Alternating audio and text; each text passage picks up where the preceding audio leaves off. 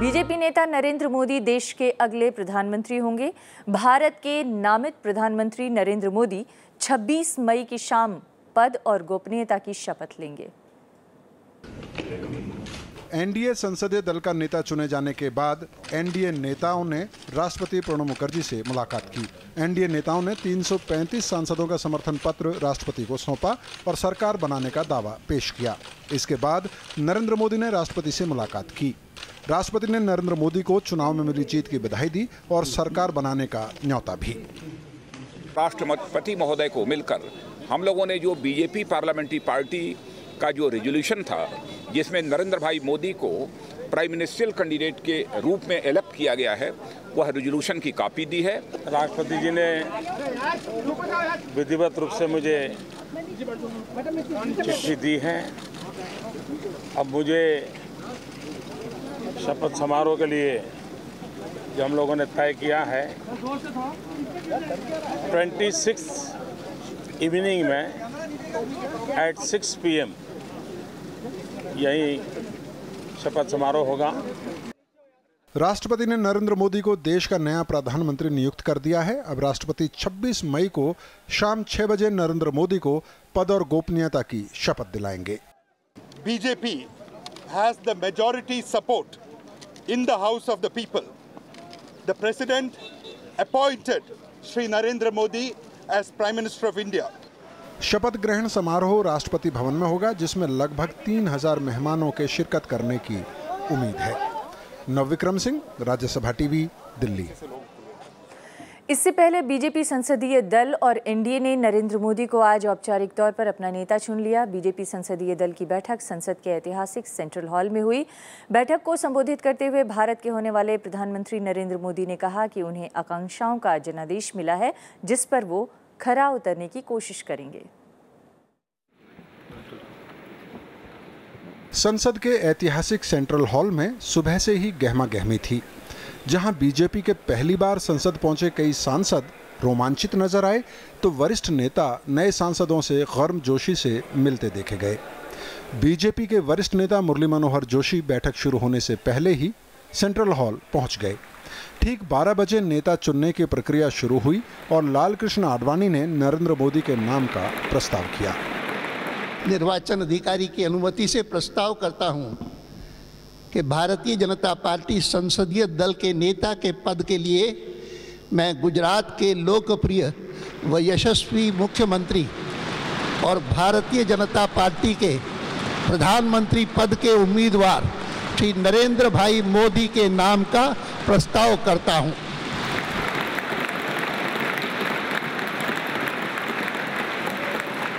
मुरली मनोहर जोशी, वेंकैया नायडू, अरुण जेटली, सुषमा स्वराज सहित कई बड़े नेताओं ने इस प्रस्ताव का समर्थन किया। मैं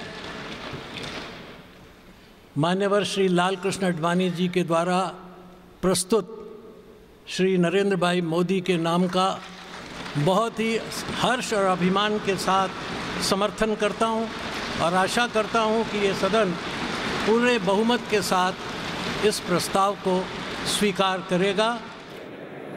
पार्टी अध्यक्ष राजनाथ सिंह ने बीजेपी को अकेले दम बहुमत मिलने की घटना को ऐतिहासिक करार दिया, लेकिन उन्होंने कहा कि यह एक बड़ी जिम्मेदारी भी है। पार्टी की तरफ से नेता चुने गए नरेंद्र मोदी ने भी कहा कि यह जनादेश उम्मीदों का जनादेश है। लेकिन इस चुनाव का सबसे बड़ा काम यह हुआ है कि भारत का सामान्य से सामान्य नागरिक एक नए आत्मविश्वास का उसके भीतर संचार हुआ है कि यही एक व्यवस्था है जो हमारे सपनों को पूरा कर सकती है। लोकतंत्र के प्रति उसकी आस्था बड़ी है। नरेंद्र मोदी भाषण देते समय एक बारगी भावुक हो गए। क्या मां की सेवा कभी कृपा हो सकती है?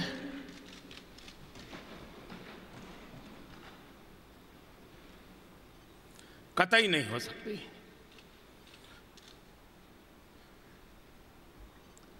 जैसे भारत मेरी मां है, वैसे ही भाजपा भी मेरी मां है। अपने भाषण में नरेंद्र मोदी ने कहा कि पुरानी सरकार के जो अच्छे काम हैं उन्हें जारी रखा जाएगा। साथ ही कहा कि उनकी सरकार गरीबों के हित के लिए काम करेगी। देश आजाद हुआ तब से जितनी भी सरकारें आई हैं, उन्होंने अपने अपने तरीके से देश की सेवा करने का प्रयास किया है, अपने अपने तरीके से देश को आगे बढ़ाने का प्रयास किया है। हम सबका दायित्व बनता है जो अच्छाइयां हैं उसको लेकर के आगे चलें और अधिक अच्छा करने का हम प्रयास करें। करीब 3 दशक बाद एक ही पार्टी को पूर्ण बहुमत मिलने से आर्थिक क्षेत्र में काफी उत्साह है, लेकिन जानकार मानते हैं कि इस मोर्चे पर नई सरकार के सामने कई तरह की चुनौतियां मौजूद होंगी। वहीं विदेश नीति के मामले में नरेंद्र मोदी की सबसे बड़ी चुनौती पाकिस्तान के साथ रिश्तों को बेहतर करने की होगी। साथ ही चीन और जापान के साथ साथ अमेरिका और रूस जैसी दुनिया की बड़ी शक्तियों के साथ संतुलन भी विदेश नीति के लिए चुनौतीपूर्ण हो सकता है। इसके अलावा देश की आंतरिक सुरक्षा की चुनौती पर भी प्राथमिकता से ध्यान देने की जरूरत है।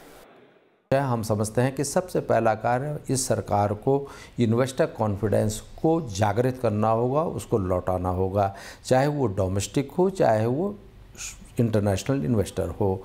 उसके लिए ऐसे कदम लेने होंगे कि जी आप आइए, इन्वेस्ट करिए और डिमांड अपने आप जैसे ही अब लोगों को रोज़गार मिलना शुरू हो जाएगा तो हम समझते हैं कि लोगों के हाथों में पैसा आना शुरू हो जाएगा।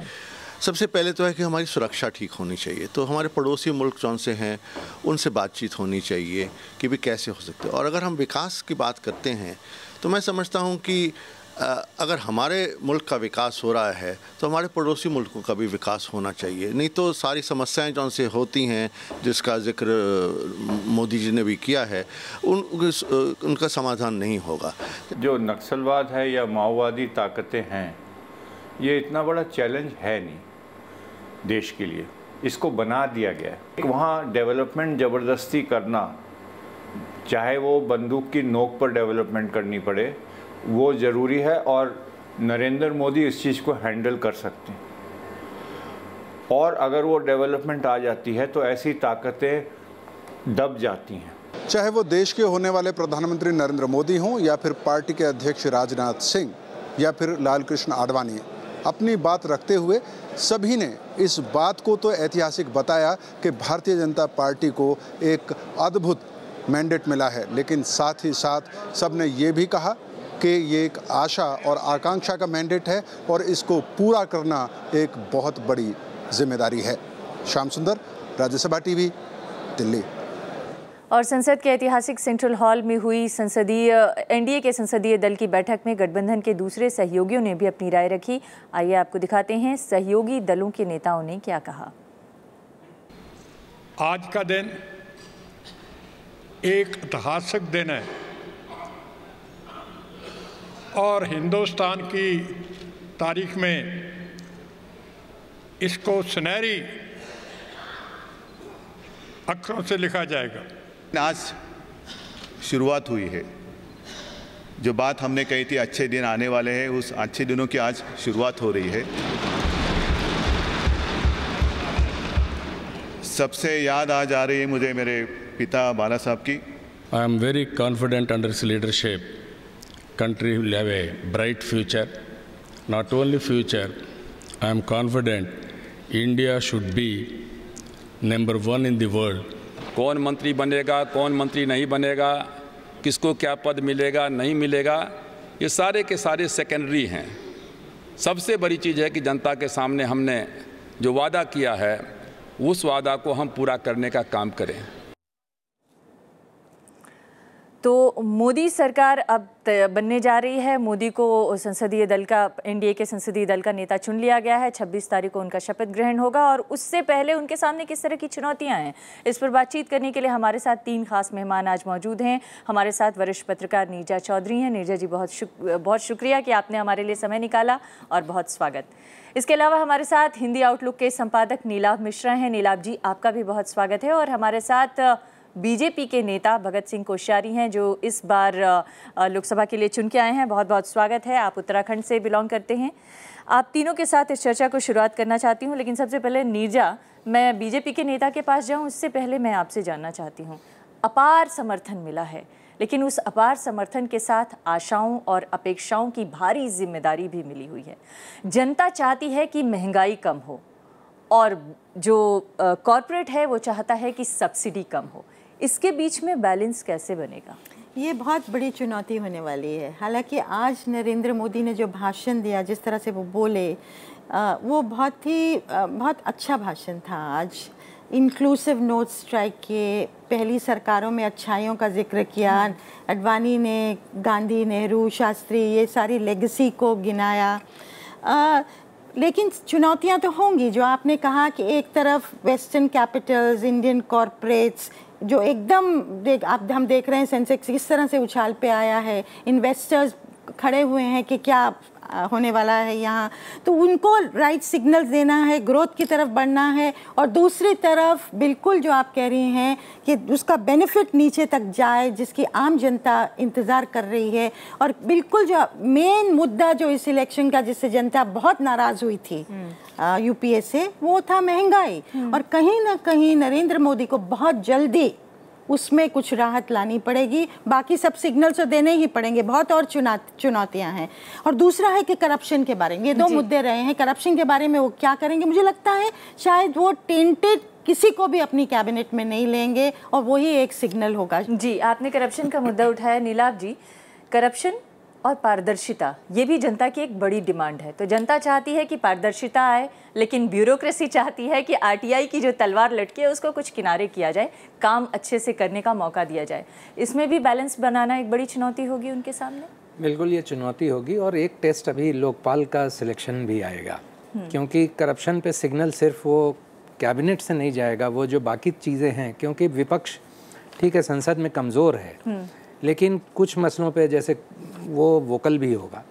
और वोकल होगा तो जिसमें लोकपाल का एक मसला है, जो पिछली सरकार ने एक बिल पास किया था एक तरफ, दूसरी तरफ आम आदमी पार्टी है जो उससे भी कठोर बिल की मांग कर रही थी। तो ये सारे मसले आएंगे अगर उस दिशा में, वो किस दिशा में जाते हैं, और इसकी तरफ जनता की भी दिलचस्पी होगी। क्योंकि मतदाता का हम जानते हैं दिमाग जो होता है वो कभी भी किसी दिशा में बहता है, और वो इनको लोग आशाएं इतनी जगी हैं मतदाताओं की कि लोग अपार समर्थन के साथ अपार आशाएं भी हैं, अपेक्षाएं भी हैं, जो वो खुद भी अपने भाषणों में कह रहे हैं। और अगर उन आशाओं को पूरा करने में कुछ बाधाएं आई तो फिर वह भी लोगों की नज़र में होगा जी, उनसे वो कैसे निपटते हैं। जी कोश्यारी जी, आप तो मुख्यमंत्री भी रह चुके हैं अपने राज्य में। मैं ये जानना चाहती हूँ कि एक तरफ राज्यों की भी अपेक्षाएं होंगी, लेकिन दूसरी तरफ जो अपार समर्थन के साथ जीती हुई बीजेपी की सरकार है उसके सामने भी जिम्मेदारी होगी। तो ये जो राज्यों की अपेक्षाएं हैं और केंद्र की जिम्मेदारी है, इसके बीच कैसे तालमेल बिठाया जाएगा, कैसे संतुलन बिठाया जाएगा? देखिए, ये देश सस्य श्यामला भारत भूमि है। हमारे आज प्रधानमंत्री होने वाले नरेंद्र मोदी जी ने इस ओर संकेत भी किया, और जो समस्याएं हैं उस ओर भी उन्होंने संकेत किया। जो लोगों की आशाएं अपेक्षाएं हैं, जैसा निर्जार और नीलाभ कह रहे थे, उस ओर भी स्वयं उन्होंने संकेत किया, और उसके सॉल्यूशन के लिए भी उन्होंने एक संकल्प लिया है। और मैं केवल आपसे इतना कहूँगा कि ये जो भ्रष्टाचार है ये एक महंगाई से भी बड़ा पक्ष है। और हमारे यहाँ कहा गया है गीता में, यद्यते आचरण श्रेष्ठ तत् देवेतर जना, जैसा जैसा बड़े आचरण करते हैं वैसा छोटे आचरण करते हैं। अगर हम ऊपर से सभी लोग अच्छा आचरण करेंगे, हम बिल्कुल ट्रांसपेरेंसी रखेंगे, हम एक प्रकार से कोशिश करें कि बिल्कुल गंगोत्री की तरह से पवित्र रहेंगे, तो अगर गंगोत्री से पवित्र रहेगी तो नीचे भी धीरे धीरे पवित्रता आएगी। और मेरा पूरा विश्वास है जहां हमारे लिए चुनौतियां हैं वहीं हमारे लिए अवसर है। और हमारे पास और अवसर दोनों साथ साथ है, लेकिन पवित्रता के साथ साथ काम करते हुए दिखना भी तो जरूरी है ना। नहीं, देखिए हमने दिखाया है, हमारे गुजरात में जो शासन दिया, मध्य प्रदेश में जो शासन दिया, छत्तीसगढ़ कितना डिस्टर्ब एरिया है, उसके बाद भी तीसरी बार वहाँ के मुख्यमंत्री अगर जीत के आते हैं तो मैं सोचता हूँ कि इससे बढ़कर कोई आपके लिए उदाहरण नहीं हो सकता है। इसलिए हमारा कहना यह है कि हम सब लोगों ने, आखिर 6 साल हमारे अटल जी के शासन रहे, एक भी भ्रष्टाचार का कोई केस नहीं आया। और पिछले 10 सालों में यूपीए के मनमोहन जी स्वयं में बड़े सरल सीधे लगते थे और हम मानते भी उनको हैं, लेकिन कितने भ्रष्टाचार के केस आए। जब ऊपर से भ्रष्टाचार होगा तो नीचे कहाँ से सदाचार होगा।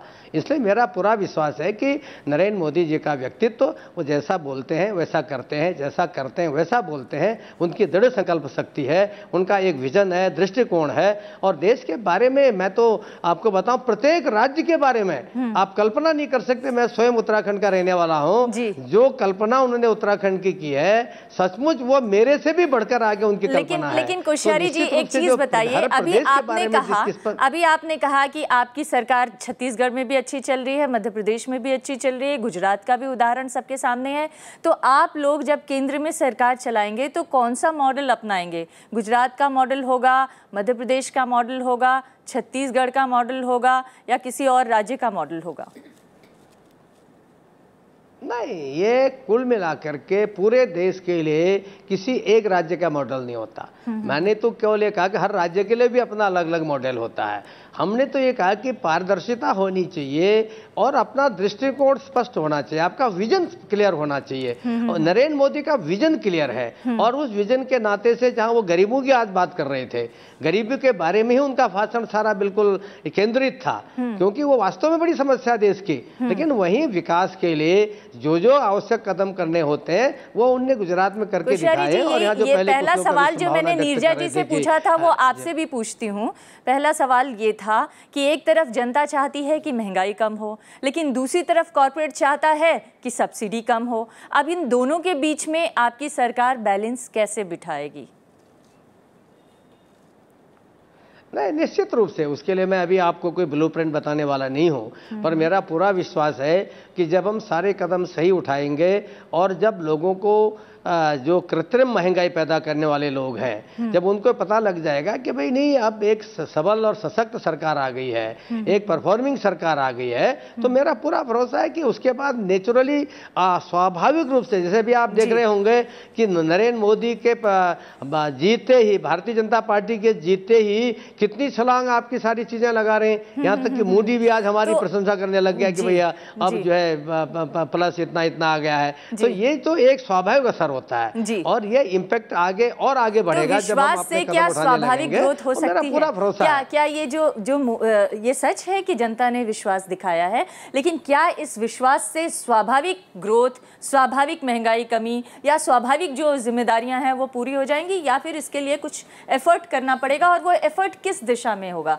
जैसे गुजरात के मॉडल का जो सपना दिखाया गया है, एफर्ट उस तरह का होगा, या फिर भाजपा शासित दूसरे राज्यों का उदाहरण जो आपने दिया उस तरह का एफर्ट होगा? देखिए, बिना तो डिटेल वर्कआउट किए कुछ नहीं होगा। और वो नीतियाँ, उन नीतियों की तरफ पहला ध्यान जाएगा कि इनका बजट कैसा होता है, जिससे कई चीज़ें स्पष्ट होंगी कि वो किस दिशा में जा रहे हैं। अब कई जगह एक विरोधाभास भी आएगा और जिससे वो कैसे निपटेंगे ये देखना होगा। मसलन एक तरफ उन्होंने कहा है रोज़गार बढ़ाएंगे और दूसरी तरफ श्रम कानूनों में जिसको कहते हैं सुधार, मतलब एग्ज़िट पॉलिसी आसान करेंगे। तो वो एग्ज़िट पॉलिसी आसान करने में क्या है, वो श्रम को असंगठित क्षेत्र में वो धकेला जाएगा, तो वो रोज़गार की सुरक्षा के थोड़ा विपरीत जाता है अगर उस दिशा में ज़्यादा बहुत दूर तक आगे बढ़े तो। और दूसरी तरफ रोज़गार की सुरक्षा की बात कर रहे हैं और रोज़गार देने की बात कर रहे हैं। तो इस तरह के विरोधाभासों के बीच उन्हें सुस्पष्ट नीति दिखानी पड़ेगी। चुनाव के समय में बहुत तरह की चीज़ें कही जाती हैं और कई अलग अलग कंस्टिट्यूएंसीज़ को भी एड्रेस किया जाता है, लेकिन जब आप शासन चलाते हैं तो फिर कैसे आप किस कंस्टिट्यूएंसी की तरफ और कहाँ तक जाते हैं वो देखना होगा। जी, आपने कॉन्स्टिट्यूंसी की बात की। मैं नीरजा जी आपसे जानना चाहती हूँ कौन सी कॉन्स्टिट्यूंसी फोकस में रहेगी? और दूसरी इम्पॉर्टेंट बात, जो अब तक हमारे देश में ग्रोथ की परिभाषित की गई है, वो इंक्लूसिव ग्रोथ की बात कही गई। बार बार कहा गया है कि सबको साथ लेकर चलना है, निचले से निचले तबके को भी ऊपर ले आना है। भले ही वो एक कॉस्मेटिक रहा हो, लेकिन इंक्लूसिव ग्रोथ की बात बार बार होती रही है।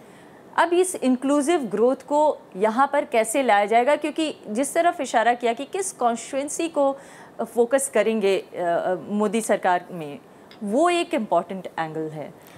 देखिए, आज जो उनके भाषण में बहुत मुख्य चीज़ जो मुझे लगी वो चीज़ थी जिसके बारे में कांग्रेस बात करती थी। उन्होंने कहा कि हम गरीबों की सुनेंगे, हम उनके लिए सोचेंगे, हम उनके लिए जिएंगे। गरीब और उसी तरह नौजवानों के बारे में कहा, उसी तरह महिलाओं के बारे में कहा। ये तीनों इनकी कॉन्स्टिट्यूंसी गरीब तबका भी कई बहुत लोगों ने बहुत बड़ी तादाद में वोट दिया है, लेकिन जो दिशा है आज उन्होंने की है वो नॉर्मली कांग्रेस इस तरह की बात करती थी।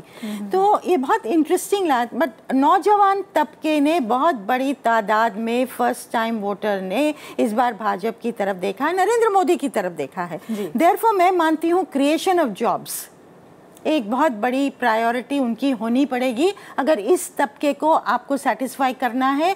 और ये तबका बहुत इम्पेशेंट है, आपको बहुत टाइम नहीं देने वाला। जो आप कह रही हैं उम्मीदें जो जगी हैं एट वन लेवल फ्राइटनिंग है ये, अगर आप इन पे खरे नहीं उतरते हैं तो जनता आपको बहुत टाइम नहीं देगी। मुझे लगता है इनको आभास है ये।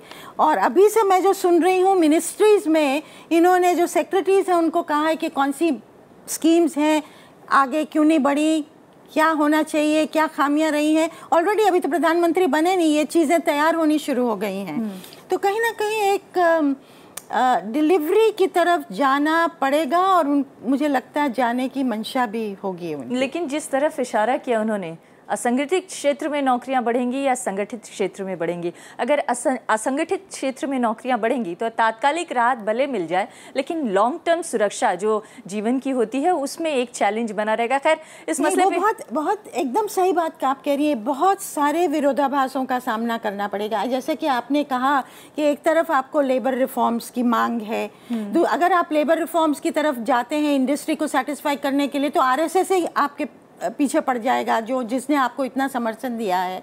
तो ये सब कॉन्ट्रडिक्शन को कैसे हैंडल करेंगे नरेंद्र मोदी, ये देखने लायक बात होगी। जी, और एक और महत्वपूर्ण बात है कोश्यारी जी, क्योंकि आप राज्य के मुख्यमंत्री रहे, इसलिए मैं राज्य का मसला बार बार आपके सामने ले आ रही हूँ, क्योंकि राज्यों की हमेशा से डिमांड रही है, यहाँ तक कि जब मुख्यमंत्री के रूप में मोदी जी बोलते थे तब भी उनकी ये डिमांड रही है कि फेडरल स्ट्रक्चर को मजबूत किया जाए। लेकिन एक तरफ फेडरल स्ट्रक्चर को मजबूत करने की मांग है और दूसरी तरफ केंद्र में एक मजबूत सरकार है। अब मजबूत सरकार और मजबूत होने की मांग, पावर देने की मांग, इन दोनों के बीच में भी संतुलन बिठाना क्या आपको लगता है एक बड़ी चुनौती होगी? कैसे आप फेडरल स्ट्रक्चर को मजबूत करते हुए अपने केंद्र की सरकार का को भी एक तरह से कहें कि सर्वमान्य बनाए रखेंगे?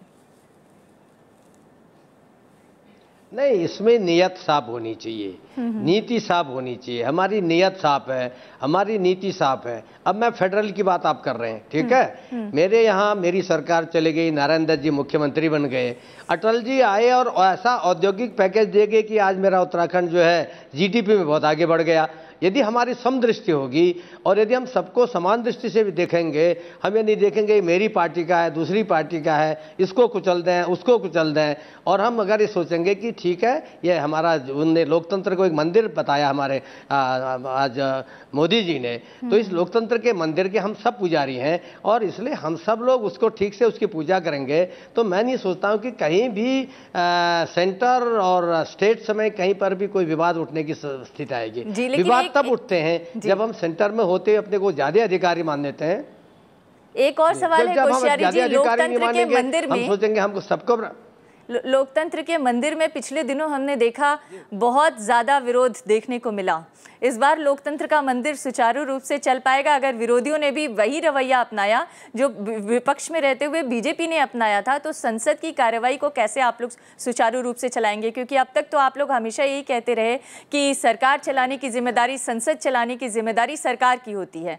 अब यहाँ पर अगर विपक्ष ने वही रवैया अपनाया, बहुत अच्छा से नहीं, आपका प्रश्न बहुत सही है जी। और मैं आपको विश्वास दिलाता हूं कि मोदी जी के नेतृत्व में हमारी भारतीय जनता पार्टी राजगो की सरकार ऐसा अवसर आने नहीं देगी कि विरोधियों को कोई आवाज़ उठानी पड़े, विरोधियों को कोई ऐसा विरोध करना पड़े। हम कोई गलत काम ही नहीं करेंगे तो कहाँ से आवाज़ उठाएंगे?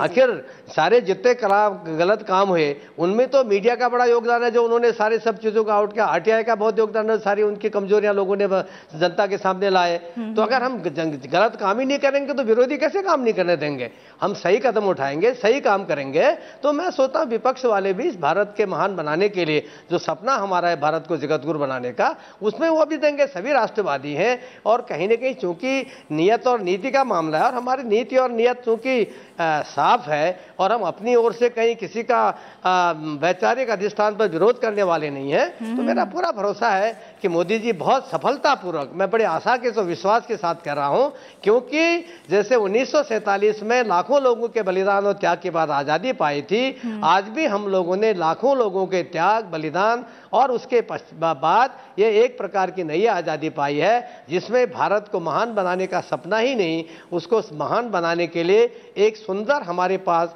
पूरा विजन है, एक पूरे हमारे पास ब्लूप्रिंट है और उसके माध्यम से हमारे नेता की दृढ़ इच्छा शक्ति है, उसके माध्यम से मैं सोचता हूं कि हम सब लोग जो हम कह रहे हैं उसको करने में सफल होंगे, ऐसा मेरा विश्वास है। पवित्रता, पारदर्शिता, सदिच्छा जता रहे हैं, दिखा रहे हैं। उम्मीद है कि आने वाले दिनों में ये तमाम चीज़ें जो आपकी इच्छाएं, सदिच्छा दिख रही है, वो देखने को मिलेगी संसद के प्लेटफॉर्म पर और सरकार की तरफ से। लेकिन एक और सवाल है नीरजा जी, वो ये है जो ट्रायम्फनिज्म आ गया है बीजेपी के, आ गया है कहना चाहिए या कहना चाहिए कि जो डर है लोगों को कि बीजेपी कार्यकर्ताओं में एक ट्रायम्फनिज्म आ जाएगा और उससे भी शायद हो सकता है कि थोड़ी मुश्किल आए, तो उसको कैसे हैंडल किया जाएगा, कैसे टैकल किया जाएगा? देखिए, उस सबसे बड़ी चुनौती मैं मानती हूँ कि जो आज माइनॉरिटी का तबका है ना, जिसने नरेंद्र मोदी का विरोध किया चुनाव में और बहुत स्पष्ट रूप से विरोध किया है, वो बहुत ही सलन और उस भयभीत भी है कि क्या होगा आगे जाके। नरेंद्र मोदी प्रधानमंत्री हैं, आज पूरे देश के प्रधानमंत्री हैं, उन लोगों के जिन्होंने उनका समर्थन किया है, उन लोगों के भी जिन्होंने उनका विरोध किया है। तो कैसे उन लोगों को वो जीतेंगे, कॉन्फिडेंस देंगे कि वो सबके हैं, सबके लिए है, सबका इंटरेस्ट रिप्रेजेंट करेंगे, खासकर माइनॉरिटीज़ का, जिनको मालूम नहीं कि क्या होने जा रहा है आगे, क्योंकि ये माइनॉरिटी तबका कुछ हज़ारों की तादाद नहीं है, ये 180 मिलियन है और बहुत बड़ा हमारे देश का हिस्सा है, जिसने हमारे देश में जो डाइवर्सिटी है इस टैपेस्ट्री को बहुत एनरिच किया है। और कहीं ना कहीं जो हम लोग वेट कर रहे हैं कि उनको क्या सिग्नल नरेंद्र मोदी की तरफ से जाता है जिससे उनमें एक कॉन्फिडेंस पैदा हो कि वो उनके भी होंगे। जी, डाइवर्स सोसाइटी के अंदर कॉन्फिडेंस पैदा करने के लिए आपको भी लगता है सबसे बड़ा चैलेंज मोदी के सामने होगा? एक आर्थिक मोर्चे पे चैलेंज तो है, लेकिन सामाजिक मोर्चे का चैलेंज भी कम बड़ा चैलेंज नहीं है कि चैलेंज ये सामाजिक तो है ही नहीं। ये मैं आपको रोक रहा, मैं आपको बीच में रोक रहा हूँ, मैं आपको बीच में सबको रोक रहा हूँ। देखिए हमारा नरेंद्र मोदी जी ने कहा है कि सबका साथ सबका विश्वास, सबका साथ सबका विकास, हम सबका साथ लेकर के चलने वाले हैं, ये हमारा मूल मंत्र है। तो इसमें किसी को डर और भय का कोई सवाल ही नहीं उठता है। मैं सोचता हूं कि जो आप शंकाएं व्यक्त कर रहे हैं वो शायद बहुत लंबे कालखंड से हम लोगों ने दिमाग में लोगों के भर रखे हैं और अगले 5 साल में वो सारी शंकाएं दूर हो जाएंगी। आपको भी उम्मीद है? देखिए, उम्मीद हम करते हैं कि दूर हो जाएं तो अच्छी चीज़ है, लेकिन उसमें जो मैं देखता हूं, देखिए ये सिर्फ सामाजिक सवाल नहीं है, आर्थिक सवाल भी है। देश का विकास ही तब तक नहीं हो सकता, जीडीपी बढ़ना, अगर पूरा पॉपुलेशन नहीं लगेगा जीडीपी में तो कैसे बढ़ेगा? तो एक को विलगा करके आप उम्मीद करें कि देश विकसित हो जाएगा, यह नहीं हो सकता है। तो हम उम्मीद करते हैं कि वो होगा। और उसमें इसलिए मतलब पिछले दिनों की बात तो है ही, लेकिन चुनाव के दौरान भी एक तरीके का जो पोलराइजेशन हमने देखा है, जिसकी अभिव्यक्ति कई जगह हिंसा में भी हुई है, तो वो नहीं होना चाहिए। और मेरे ख्याल से ये नरेंद्र मोदी के समक्ष ये सबसे बड़ी इनकी सरकार के समक्ष चुनौती होगी कि यह अब इसके आगे न बढ़े। जी, लेकिन क्या आपको नहीं लगता है कि आर्थिक विकास के जरिए सामाजिक विषमताओं को दूर करने की कोशिश की जा सकती है और वो उसका शायद हल हो? देखिए, सामाजिक विषमताओं को दूर तो विकास के ज़रिए नहीं किया जा सकता, विकास के साथ आपको विषमताओं को संबोधित करना होगा। क्योंकि और अगर विषमताएं संबोधित हो जाती हैं तो जो विकास फिर होता है वह विकास भी थोड़ा और तीव्र होगा, वो और बढ़ेगा। जी, आप सभी मेहमानों का बहुत बहुत शुक्रिया। तो हम आज चर्चा कर रहे थे कि मोदी सरकार के सामने, आने वाली मोदी सरकार के सामने किस तरह की चुनौतियाँ हैं और कैसे वो इससे निपटेंगे। बहुत बहुत शुक्रिया आप सभी का। और ये थी आज की हमारी पहली खबर।